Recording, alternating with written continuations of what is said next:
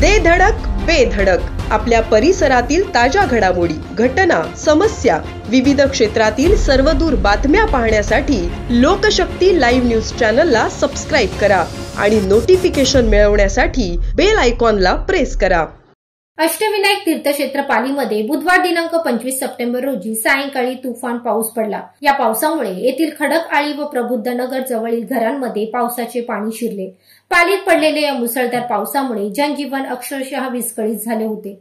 ढगफुटीसारखा पाऊस झाल्याने येथील नदी नाले प्रचंड भरले होते। नाल्यातून बाहेर रस्त्यावर पाणी वाहून लागल्याने रस्त्यांना नद्यांचे स्वरूप प्राप्त झाले होते। येथील रहिवासी राजेश रुईकर, अविनाश शिंदे, गणेश शिंदे व संजय सागळे आदींच्या घरात व ओटीवर पाणी आले होते। त्यामुळे या लोकांची मोठी गैरसोय झाली।